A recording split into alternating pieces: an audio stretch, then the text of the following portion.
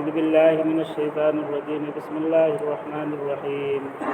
إن الذين آمنوا والذين هادوا والنصارى والسابئين من آمن بالله واليوم الآخر وعمل صالحا فلهم أجرهم عند ربهم ولا خوف عليهم ولا هم يحزنون۔ بے شک جو لوگ ایمان لائے اور وہ لوگ جو یہودی ہیں اور عیسائی ہیں والسابئین اور سابئی ہیں، ان میں سے جو لوگ بھی اللہ پر ایمان لائیں گے اور آخرت کے دن پر اور نیک عمل کریں گے فلہم اجرہم عند ربہم، تو ان کے لیے ان کا اجر ہے ان کے رب کے پاس، ولا خوف علیہم ولا هم یحزنون، نہ ان پر کوئی خوف ہوگا اور نہ یہ کسی بات کا غم کریں گے۔ پہلے سے بات بنی اسرائیل کے بارے میں چل رہی ہے، اب یہاں ایک بات کہی گئی کہ چاہے وہ جس قوم کا آدمی ہو، پہلے سے مسلمان ہو یا پھر یہودی ہو یا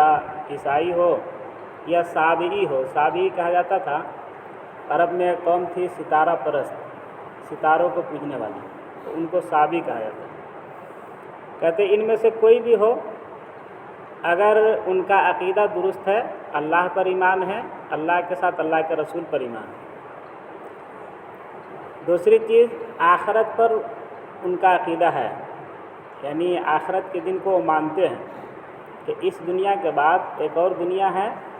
جس کو آخرت کہا جاتا ہے، وہاں حساب و کتاب ہوگا، اچھے اعمال کا بدلہ دیا جائے گا، برے جو اعمال ہے اس کی سزا ملے گی، جنت اور جہنم کا فیصلہ ہوگا، اس پر آدمی کا ایمان ہے۔ دو چیز وعامل صالحہ، اور نیک عمل کریں، یہ تین باتیں اگر کسی کے اندر ہے تو چاہے وہ پہلے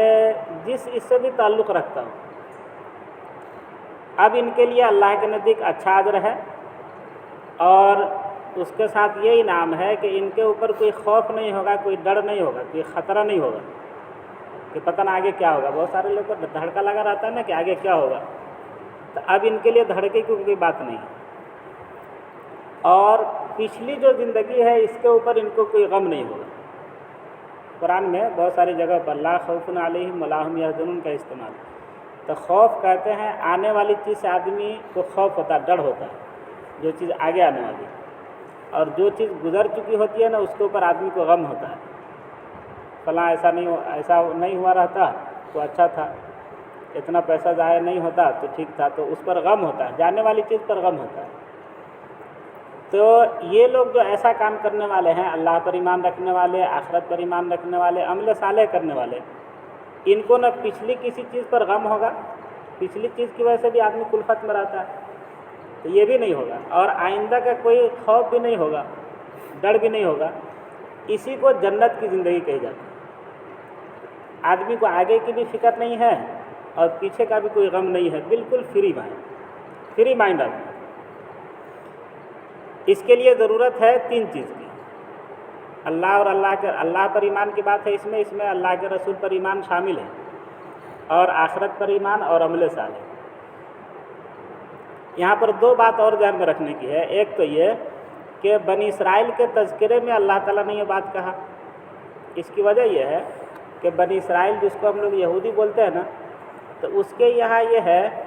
کہ یہودی مذہب کو وہی لوگ اختیار کر سکتے ہیں جو نسلی طور پر یہودی آ رہے ہیں، کوئی بھی دوسرا اس مذہب میں جا ہی نہیں سکتا۔ قرآن نے یہ کہا کہ اسلام یہ ایسا مذہب ہے، کوئی بھی انسان ہو، آدمی، وہ اگر اسلام مذہب میں آنا چاہے تو اس کے لیے کوئی رکاوٹ نہیں ہے۔ یہ نہیں کہ فلاں نسل کا ہوگا تو مسلمان ہو سکتا ہے اور دوسری نسل کا ہوگا تو مسلمان نہیں ہو سکتا، کوئی بھی ہو، سب کے لیے اسلام کا دروازہ کھلا ہوا ہے، بلکہ سب کو دعوت بھی دینی ہے اور سب کو اسلام کی طرف لانا بھی ہے۔ تو ایک تو اس میں فرق کرنے کے لیے کہ بنی اسرائیل کے ہاں ایسا ہے کہ یہودی ہی صرف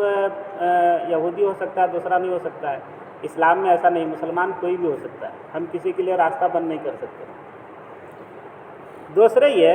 کہ اس میں آیا ہے کہ جو لوگ ایمان والے ہیں ان میں سے، اور یہودی، نصارہ اور سابئی، پھر ہے کہ جو ایمان لائے، یعنی مسلمان میں سے جو لوگ ایمان لائے، اس کا مطلب یہ ہے کہ قرآن یہ اشارہ دے رہا ہے کہ ایک زمانہ ایسا آئے گا کہ لوگ مسلمان رہتے ہوئے بھی مسلمان نہیں رہیں گے، تو ان کو بھی ایمان کی ضرورت پڑے گی۔ اب قرآن میں ہے بھی دوسری جگہ، یا ایھا الذین آمنوا آمنوا، اے ایمان والو ایمان لے آؤ۔ مطلب یہ ہے کہ ایک تو یہ کہ گنتی کے مسلمان سب مسلمان،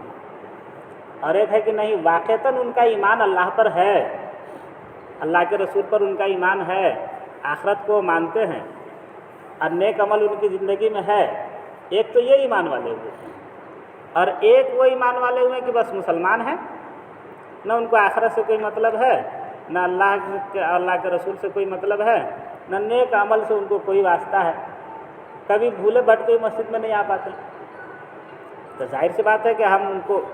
اب خاندانی طور پر اور سماجی طور پر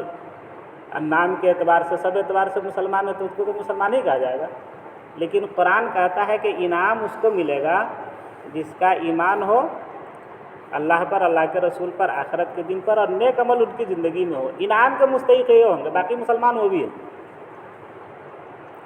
لیکن وہ انعام والے مسلمان نہیں ہیں۔ اسٹوڈنٹ سب ہوتا ہے، لیکن جو کامیاب ہوتا ہے انعام اس کو ملتا ہے، سب کو انعام نہیں مل جائے گا۔ کالج میں جس کا بھی نام لکھا گیا ہے سب کو انعام مل جائے گا، ایسا تھوڑا ہوتا ہے۔ اس میں جو محنت کر کے اور انعام کا مستحق اپنے آپ کو بناتا ہے اس کو انعام ملتا ہے۔ یہ اس آیت کے اندر اشارہ اسی طرح 2 مرتبہ جو مسلمان کا لفظ آیا نا وہ اسی لیے کہ مسلمانوں میں سے بھی وہ لوگ جو ایمان لائے،